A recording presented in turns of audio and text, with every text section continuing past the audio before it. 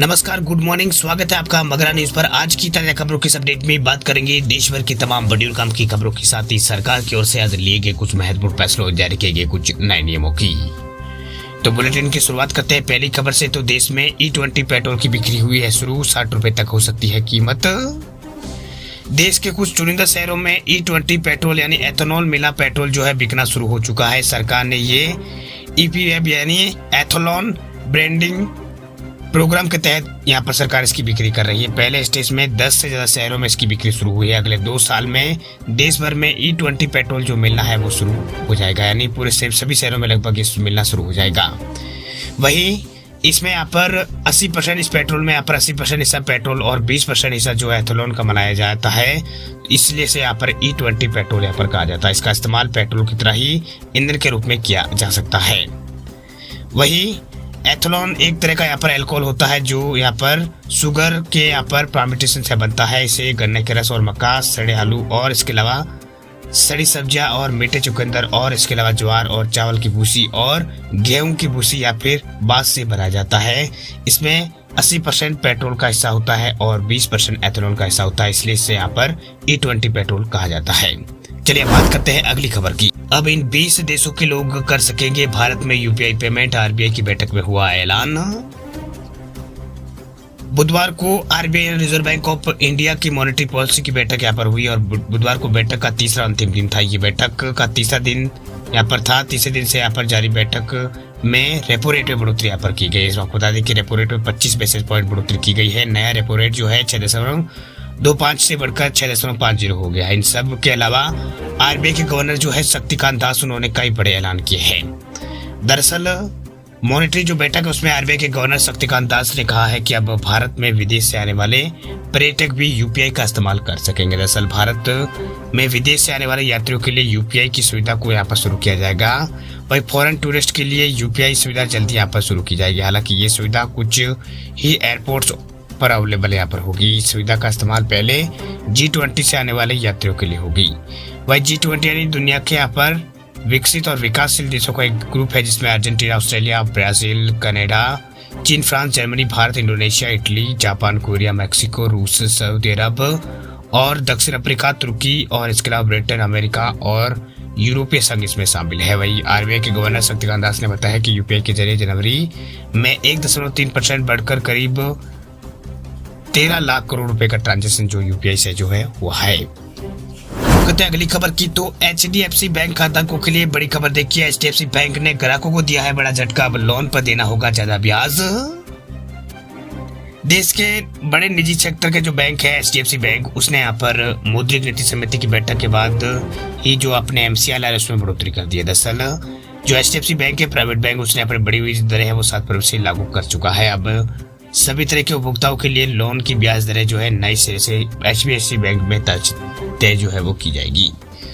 वही मनी 9 की एक रिपोर्ट के मुताबिक बैंक ने MCLR में 10 बेसिस पॉइंट का इजाफा कर दिया है। अब ओवरनाइट के लिए MCLR जो है 8.60% हो गई है। वही 1 महीने के लिए MCLR 8.60% और 3 महीनों के लिए 8.65% और 6 महीनों के लिए MCLR जो है वो 8.75% हो गई है।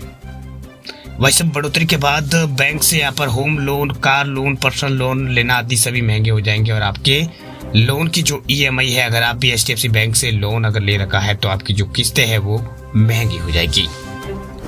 चलिए बात करते हैं अगली खबर की। तो क्या ऑनलाइन गैम्बलिंग और ऑनलाइन गेमिंग पर बनेगा कानून? IT मंत्री ने संसद में दिया है जवाब।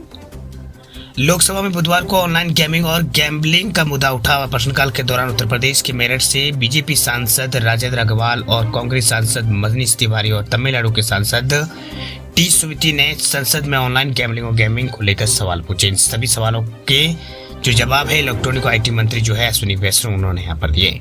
उन्होंने कहा है कि इसे लेकर केंद्र सरकार भी चिंतित है और समय समय पर कई ऐप के खिलाफ एक्शन भी लिया गया है। वह केंद्रीय मंत्री अश्विनी वैष्णव ने कहा है कि 19 राज्यों और केंद्र शासित प्रदेशों में ऑनलाइन गैम्बलिंग और गेमिंग पर नकेल कसने के लिए कानून बनाए हैं। वहीं उन्होंने सदन में ये भी जानकारी दी है कि 17 राज्यों में पब्लिक गैम्बलिंग एक्ट संशोधन भी यहाँ पर किए गए हैं और ऑनलाइन गैम्बलिंग के खिलाफ प्रावधान भी इसमें यहाँ पर जुड़े हैं।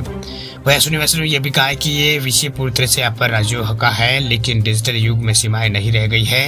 वहीं उन्होंने आगे कहा है कि ऑनलाइन गैम्बलिंग और ऑनलाइन गेमिंग पर लगाम लगाने के लिए हमें सहमति पर यहाँ पर पहुंचना होगा। वह केंद्रीय मंत्री ने केंद्रीय कानून की मांग पर भी सहमति जताई और कहा कि मेरा भी मानना है कि ऐसा होना चाहिए।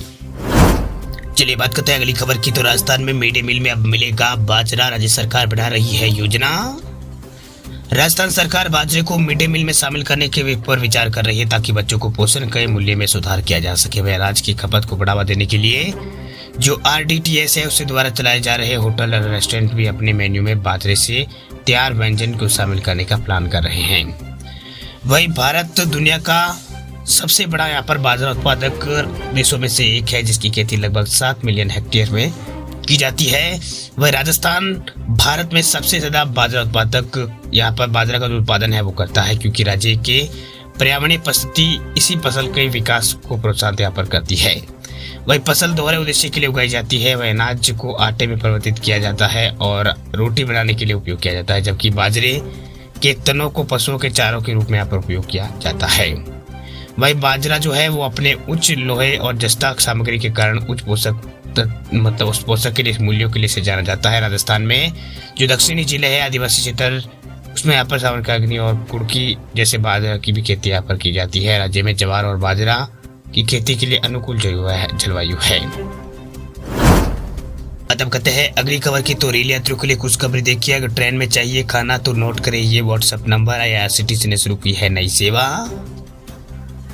भारतीय रेल ने यात्रियों की सहूलियत के लिए कई तरह की ऑनलाइन सेवा की शुरुआत की। इसी कड़ी में जो Indian railway catering tourism and corporation limited जो है IRCTC, उसने नई पहल यहाँ पर जारी की है, जिसमें यात्रियों को अब व्हाट्सएप मैसेज करने के समय ही यहाँ पर ट्रेन की बर्थ पर उनका जो खाना है वो यहाँ पर पहुंचा दिया जाएगा। मनचाहे भोजन जो है वो पहुंच जाएगा। वह मालदा डिवीजन के जो PRO है उनकी रूप से यहाँ पर जानकारी देते हुए उन्होंने बताया कि भारतीय रेल ने ये नई सेवा शुरू की है, जिसके तहत व्हाट्सएप पर मैसेज करते ही यात्रियों को ट्रेन में खाना मिलने लगे। ये सुविधा अभी कुछ चुनिंदा स्टेशनों पर शुरू हुई है। वही भारतीय रेलवे के जो PSU जो है IRCTC द्वारा यहाँ पर यात्रियों की सुविधा उपलब्ध कराई जाएगी। इसमें यात्रियों को कैटरिंग के लिए व्हाट्सएप नंबर 8750001 323 पर यहाँ पर कॉल आपको करना